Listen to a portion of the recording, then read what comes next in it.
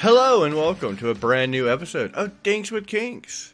Before we get into tonight's episode, I do want to remind everybody that we want you to reach out to us and talk to us and tell us about your kinks and how we've covered other kinks in the past at Dinks with Kinks on Facebook, Instagram, and Twitter. Yay! I'm your host, John Dondera, and with us as always, the very illustrious, the very sub, Miss Rebecca. Hi, Daddy. And a man who has been known to not just be a three-letter word on a crossword puzzle, the very dumb Mr. Shep. Daddy here? How are y'all doing? Good. Good. It's a good evening. It's a good evening.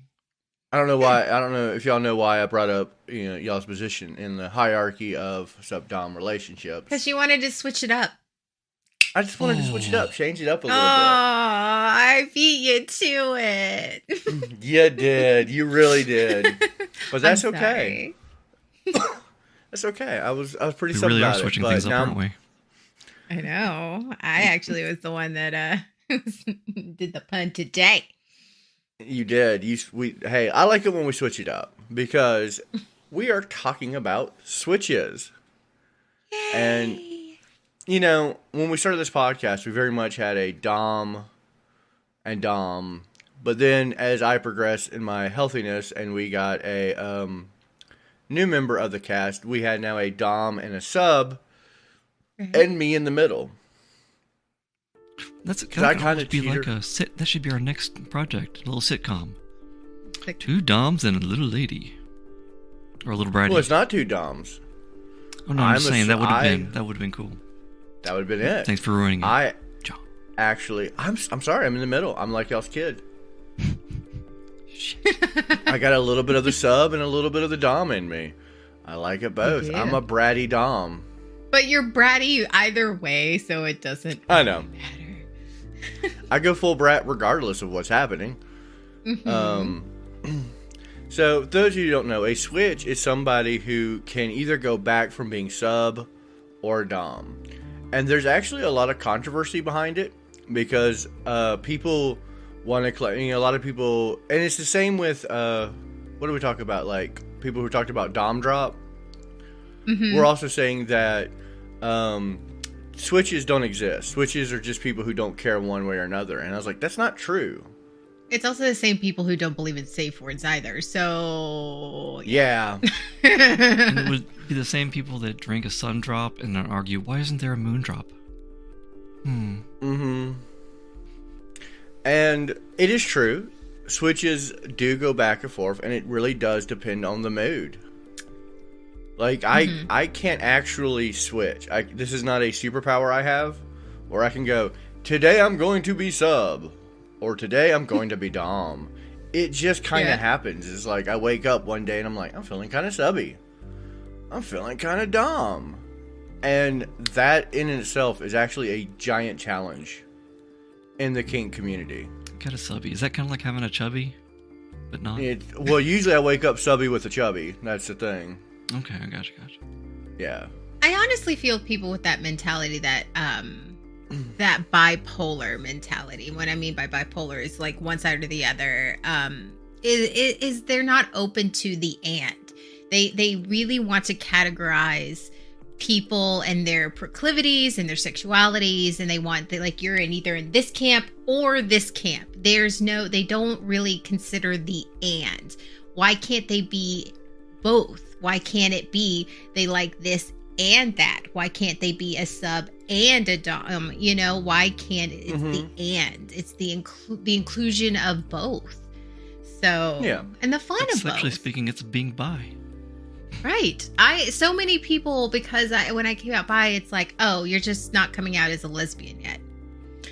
No, I actually like both men and women equally. And it's like, well, no, that just means you're gay. And it's like, no, it means I like both. I like it all. Like, it's one of those where switches are fun. Switches, I think, John's, like, they bring their own sense of flavor to Right. Their own sense of flavor to being a sub and their own sense of flavor to being a dom. And I think that switches are fun. I think switches are just, they're just great.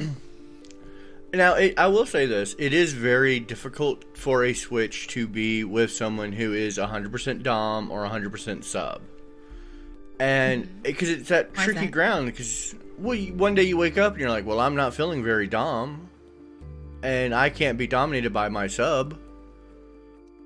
Or, I'm dating a dom.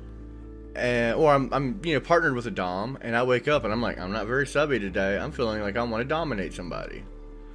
And so you run into that problem of like finding someone who either is a switch to themselves or open to the, we can go polyamory with it. We can go poly with it. And having multiple partners. Right. Open relationships, not go full poly. That's true. Yeah. We've gone over that in our non-monogamy on our live stream. Poor open relationships. They're relationships too. But John, like, how did you, because you were very at the beginning of the start of this podcast, you were a dom, like you were a self-proclaimed dom. And I'm just curious to like, how did you come to this realization or this self, discovery that you are a switch and that you like both? I think it's us. I think we enabled him. Honestly, I mean, if to really speaking truth to it, it was this podcast. Mm-hmm. Learning more about kinks and wanting to try more, becoming, like during the stream of this podcast, a little personal information about me. I became separated and divorced. Nothing to do with this podcast, but it led me on the bridge of now I'm an adult, I'm single, I'm exploring. But even before that kind of broke down, it was very much a learning experience through this podcast, listening to all the different kinks and learning about all these kinks. I'm like, I kind of want to try that, but this is more of a sub behavior kink. Like, I want to experience this. And I think that's really what it was, is I think switches are just kind of more open to the idea of being on either side of that fence, depending on how the mood strikes them. Like, I don't always want to be dominated. I've waken up many times and I've been like, I'm going to be the dominant one today. I'm very much into that. I don't want to submit. And it's not me being bratty. Like, it's not like I'm being a brat about it. I just want to rebel back. I'm like, no, I want to be in control. And then there's other times where I'm like, I really want to experience this very submissive play as being the submissive person. And that's kind of what really catalyzed that, is just this podcast, doing the research behind everything, and learning more about myself. And I found with my new partner, she is also a switch. And she didn't know she was a switch. She was just like, sometimes I like to do this, sometimes I like to do that. But she wasn't really knowledgeable of the kink world. She's been in the kink world forever, but it was kind of like one of those things, she's like, I'll try anything once. And I think that is a telltale sign of a switch, is a switch doesn't necessarily find themselves kinky. They're just very open to the idea of it. Like, I'm not a kinky person, but I will never turn down fun. Well, I'm sorry, you are a kinky person if you're never going to turn down something fun to do. I don't know. I've gone back and forth about whether because of my personality, a lot of people have said, you would be a really great dom. And I've gone back and forth and thought about it, and I would like you, I would never turn down anything once. I'm like, oh, you want to try it? Sure, let's have some fun. But at the same time, I think I identify as a solid sub because I like to be dominated more than I do like to dominate. I can dominate if I was asked to, but that is not my preference. But I think that when you came out as a switch, it really caused me to ask myself that question. Am I really a sub? Am I really? And I think that that's what I love about this podcast is wondering about whether you could go both ways or being more solidified in who you are. And I like that. I came up with a dom title just for Rebecca. She's a soapbox dom. Because when she steps on that soapbox, she dominates. A soapbox Dom. Right? Perfect. Right? Fair. So, John, what activities do you prefer to be? Like, what are the sub activities that really caused you to sort of discover your sub side? If you're willing to share with us, good sir. Absolutely. Actually, this is how it really works on me, because I think, and this is probably true with a lot of switches, they have certain circumstances where they are willing to sub and when they're willing to dom. And I have a running joke. I said I only bought him for my girlfriend, and that's really it's because I am openly pansexual. I have had play partners of both genders and no genders. I've had non-binary playmates, and I find that I will sub more for feminine and dom more for masculine. Like it is a sexuality based swing. It's interesting. Support for Dinks with Kinks is brought to you by Manscaped, who is the best in men's below-the-waist grooming. Their products are precision-engineered tools for your family jewels. Manscaped's Performance Package is the ultimate in men's hygiene bundle. Join over 6 million men worldwide who trust Manscaped with an exclusive offer just for you. 20% off and free worldwide shipping with the code DWK20 at manscaped.com. If my math is correct, that's like 12 million balls. So let me get personal with you guys. I'm going to be honest, I have used some pretty sketchy means to get rid of the hair down there. I have done everything from wax, those rusted scissors that you always find in your bathroom. I don't even know how they get there. And that cream that burns the hair off and turns you into just a giant chemical burn for like a week. Then I found Manscaped. Their Performance Package 4.0 has arrived, and oh man, is it a game changer. Inside the package, you'll find their Lawnmower 4.0 trimmer, Weed Whacker ear and nose hair trimmer, Crop Preserver ball deodorant, Crop Reviver toner, Performance boxer briefs, and a travel bag to hold all those goodies. And they all fit perfectly in there. Oh my god. First off, that Lawnmower 4.0, that trimmer is of the future. It's probably one of the best ball trimmers I've ever used down there, and I have used every manner of hair trimmer down there, including the one I use on my face, which is kind of gross when you think about it. Their 4th generation trimmer features a cutting-edge ceramic blade to reduce grooming accidents thanks to their advanced skin-safe technology. The Lawnmower 4.0 is waterproof and also has a 4,000 LED spotlight for when you need a precise save. And trust me, fellas, you don't think you need a flashlight till you get down there and you're like, oh, it's lit up. I'm loving this. Because this trimmer is waterproof, you can say goodbye to the mess of the bathroom floor. Just pop that sucker in the shower and just bzz, bzz, bzz, bzz, bzz. You thought that was good? But I want to take your grooming game even further to the next level. The Performance Package 4.0 also includes the Weed Whacker nose and hair trimmer. The Weed Whacker is a waterproof, provides their proprietary skin-safe technology which helps reduce nicks, snags, and tugs of those delicate nose hairs. And trust me, getting to my age, you get some nose hairs in there, and you try to hide them in your beard, you can't. You can't do it. There's no mustache concealment. You just got to get in there and take care of them. You just stick that sucker in and go to town. Their Crop Preserver, ball deodorant, and Crop Reviver ball toner will change the way you approach your hygiene routine. Trust me when I say this, fellas, your balls will thank you.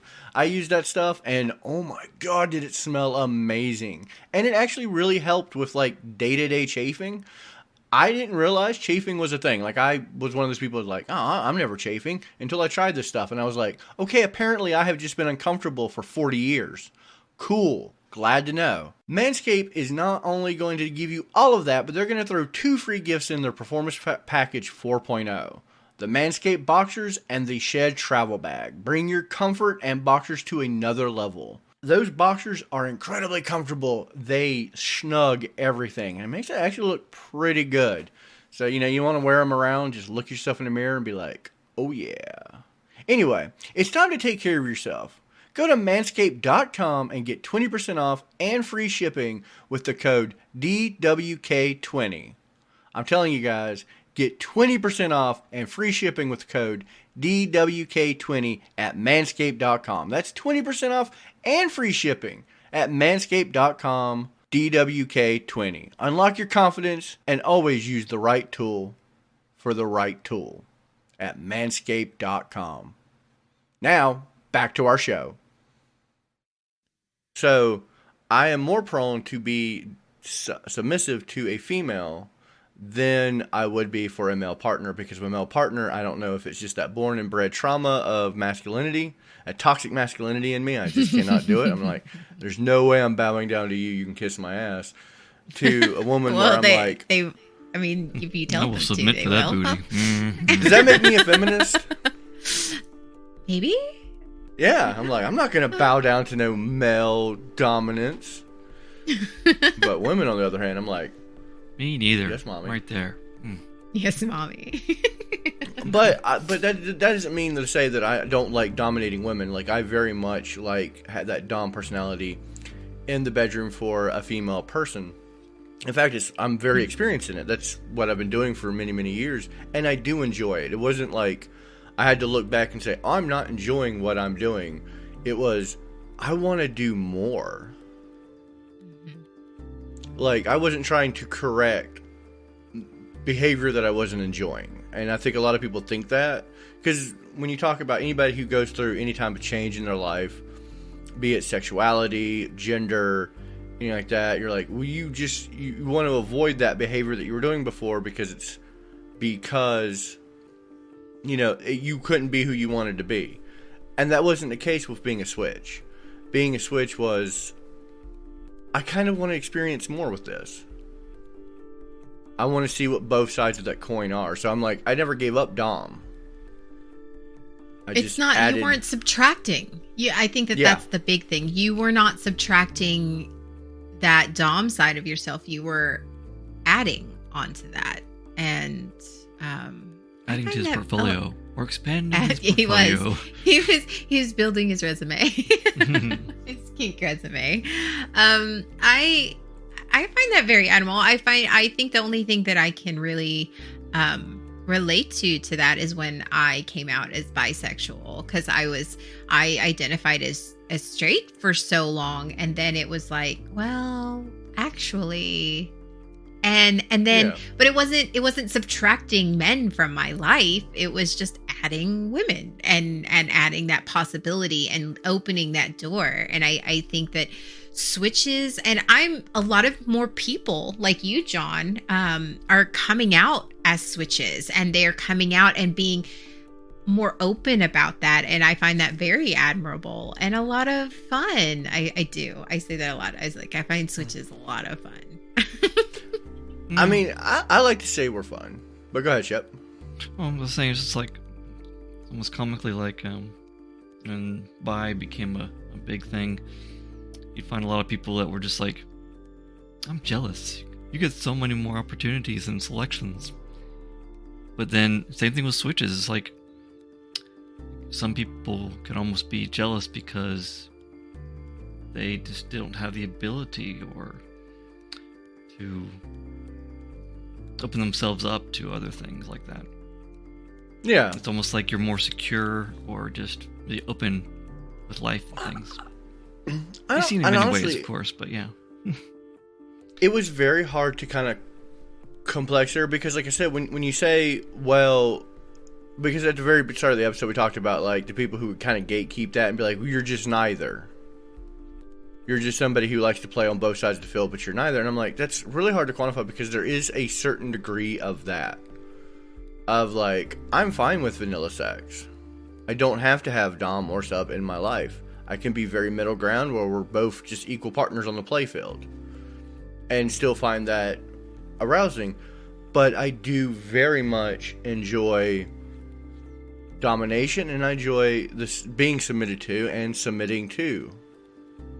So, again, yeah, it's not the, well, you're just neither. It's the, no, you're not hung up on. Mm-hmm. And there are a lot of people, yeah, they, like Shep said, that you cannot switch that off. Like, Shep is dom. I don't see Shep ever subbing. He is not somebody who I've ever seen as submissive. Unless it's for content. Like, it's John, what do you think I should do for content? Like, what's happening? Like, the only time he's submissive is outside of the bedroom, and he's just like, just tell me how to do content. Let's not misconstrue my diminishing mental capacity and inability to make choices with doming and subbing. That's totally different. Well, it's just like, that's just Rebecca, when she subs in the bedroom. She subs in the bedroom, but I'll listen to her. She is the boss of the cats. I mean, right. The herder of the couch. I know. So I do have a question. So just like me, I've been questioning like whether I would be a switch or not. What advice would you give to somebody who is wanting to explore, maybe trying to explore being a switch, or what do you find important? What did you discover along your journey of, coming to this self-realization about yourself? I mean, I've got to be real honest. When it comes to this, it was just one of those things are curiosity, openness. Just, I don't have expectations. And the reason I brought up like the Shep is submissive when it comes to content, you are dom when it comes to content, like when we're doing stuff, is the easygoing, like those are the alcos you see in like sub-dom personalities. Usually, typically a dom is not a very dom person in their personal life. They're not like to take charge, be the leader. Subs are typically in their personal lives, the day-to-day lives, are like, I'm the one in charge, let's get this done, here's the facts, let's lay it down. And then switches are those people who are just like, I'm cool with whatever. As they sip on their beer, like they're just like, I was about to say, as you swig your beer, as you're like, whatevs, tell me where to be. What? They can immediately take charge, or let's do it. Yeah. Yeah. They can immediately take charge, or they can just be like, I'm on the sidelines. There's not one way they have to be, and that's kind of how you spot a sub. I mean, spot a switch. Because, that's how you spot subs and doms in their outdoor life. We talked about this on the dom episode. We talked about it on the sub episode. Of the personalities you see outside in the world. And you're like, okay, I bet you that person is a sub. Because they are in total control right now outside the bedroom. Or that person's probably a dom because they're kind of like quiet. They're not being submissive, but they're quiet and they're collect. And they're just like, I'm here. And then honestly, a switch is either... Sorry, guys. Switch is what? Yeah, a switch is either in control, but if you know them long enough and watch them long enough, and then they're like, "Nah, I'm good. You guys do that." Oh, I've never seen you do that, John. Exactly. I was like, they're the laid back people. And that's a good advice to have. Is don't have expectations. Go into something going, honestly, I have an end goal. I want to have fun. And I want it to be a new experience. And that's kind of what led me to my path of being a switch. Was not that I'm looking to be submissive or I'm looking to be dominated. I'm looking to experience something new. Or I did find enjoyment from this. Yeah, and there's not saying that if you are a sub or a dom that you're not looking to try new things either. Exactly. Yeah, no. It's because you're not instantly a switch if you're like, hey, because me personally, I'm up for anything too. I'm like, you just tell me what do you want to do? However, my preference is to be a sub. I like to be dominated. I like that. I am perfectly capable of doming anybody. It's just what I identify as and what I enjoy and what I prefer. And that's also, so when you hear him say that doesn't necessarily mean you're one or the other, or that you have to be a sub all the time. No, I mean, you can dabble in other things and still not be a switch. Like you can dabble absolutely. So it's just here's for those baby kinksters who don't understand that's sort of just can diddle in many things. You can diddle in a lot. Yeah, but that's what it is, and that's how I know I'm a switch, is because I tried both sides of that coin. I'm like, I kind of like this, and I kind of like that, and that's with any kink. I mean, that's how you find out. And if you are one of those individuals that I do like being submissive, but I also have a lot of fun dominating. You may fall in that switch category because there's people, even subs try, doms try on both sides of the coin. Some people do. Like if you're very open to exploring, you'll try, but you'll always be like, I enjoy more the part where I'm either dominant or I'm part where I'm sub. Because I think everybody has a little bit of switch in them. Like, yeah, there is that gray area to them. Like, you know, the girl riding, you know, let's say you're dom and your partner's like, I want to ride on top tonight. Okay, I will allow that. And then even though it's not necessarily being submissive to that, but they are in a power of position. Like, so there is that gray area of like, all right. Switches are the, all right, that sounds fun. Just no matter what's thrown at them, all right. That sounds fun. Go on. Yeah, Please. go on. I also think it's also what you get sexually aroused by. I think that also plays a lot to do with it because, like I said, I can dom. Like, if you want me to tie you up and beat your ass, I will. And I will have no problem. But I don't get that same sexual satisfaction as somebody who, if the roles were reversed, somebody were tying me up and beating my ass. Like, that's why you're a sub. That's exactly. And so it's, whereas in John, you get the same sexual satisfaction from doing everything. And that's, yes. And you know, Shep. Except being my test dummy for my toy sometimes. I know. Well, I usually don't Sometimes you get just sexual squeal a little gratification. I don't get sexual gratification in that because it's you, Shep. Yeah, that's like, you know, getting flogged by, you know, your best friend and be like, hey, I'm going to hit you with this. That's like, I am John Dondero and this is Dinks with Kink / Jackass. That's true. That's fair. That is fair. But I think you nailed it on the point right there. Is like, being a switch doesn't mean you can do both things because anybody can do either side of them. Being a switch is being aroused by the idea of doing both things. And that's exactly what it is. It is the pan of the sub-dom relationship. It is. And there's absolutely nothing wrong with that. And if you find yourself, you're like somebody, you're exploring that part of yourself and you find yourself in, say for me, I find myself in a dominant situation. I still can find and give pleasure to my partner, but I am not getting that same type of turn on. I am not getting that same type of satisfaction like John would in that dom. Like, and then switching it up, like it's very different, and that's okay. That's okay to find out about those things about yourself. And I'm so glad John did. I am so glad you did. It makes it a lot of fun. Makes this podcast a lot of fun. It does. Because it kind of puts that middle ground and be like, I don't know, I could go either way on this. But it is. And you nailed it right there. The very crux of what it being a switch is, because it's. I think the big misconception with switches is they're just able to do either side. Anybody can do either side. You said it still. You're a sub by nature, by want. But you can absolutely tie somebody up and beat their ass and be dominant in the bedroom. You just won't get your personal satisfaction outside of pleasing your partner. You're not going to be miserable during it, but you won't have that core arousal. And I'm sure Shep, if he was with a partner and they're like, hey, I kind of want to explore this, he would allow it. He wouldn't be like, no, I'm not doing this, but he would not get that arousal from it. Yeah, this would be my brain trying to be a sub.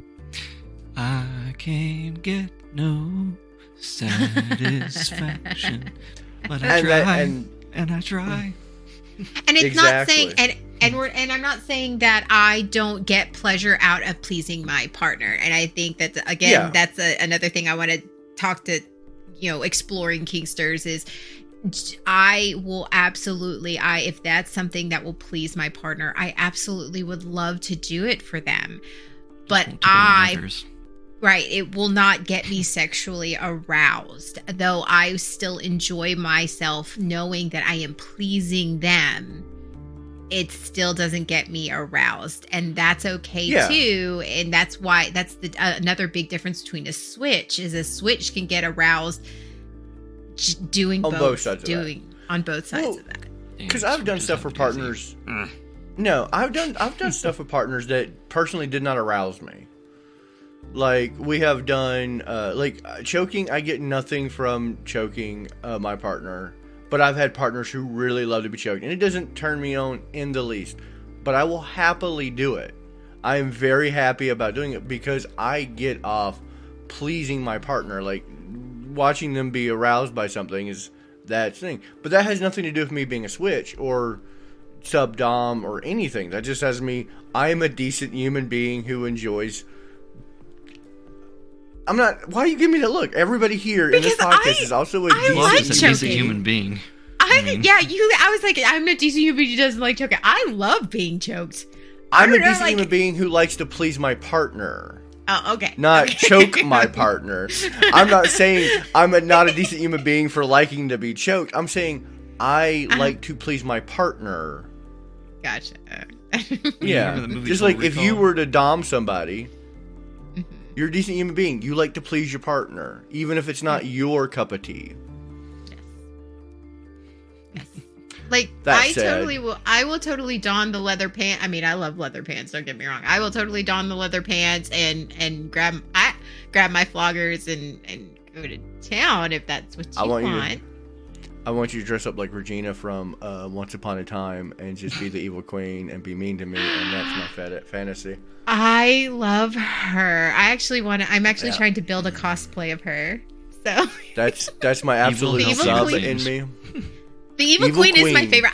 The evil queen is actually my favorite villain. I love her. I identify with her. I love the evil queen. She's like my favorite. I have evil queen t-shirts and I have a poisoned apple on my desk right now. Like I love her. All right. Well, that said, shut up. Shut up. I think we should spin our wheel and see what we're talking about next week. Yeah. Because obviously we can skip the safety thing because all safety things, Oh yeah, there's are in all this. Being a switch is perfectly safe. We're here. Yeah. Oh no! We were so close to the funniest episode we've ever had, but we didn't get there. Oh. So, okay. But I think we missed this topic for Halloween. And it's gonna become late November, but I'm all right with it. But next week we're gonna be doing a lot of blah blah blah. Vampires. We're talking vampirism as a kink, sexual vampirism, and it's gonna be a lot of fun. But I'm gonna tell you right now, we almost landed on one that was going to be the best episode in the history of all Dinks with Kinks, the greatest one. It was gonna be amazing. But we landed on vampirism, which is going to be the second best ever. Because we're going to say blah, blah, blah. I don't know. It sounds like it's it not could suck blah, a lot. blah, blah. I mean, yeah. That said, I am your host, Sean Dondero. And with me, as always, the very willing to try, but the submissive at heart, Miss Rebecca. Good evening, everyone. And a man who, I mean, let's be honest, anybody would submit to, Mr. Shep. Till next time. Good night, everybody.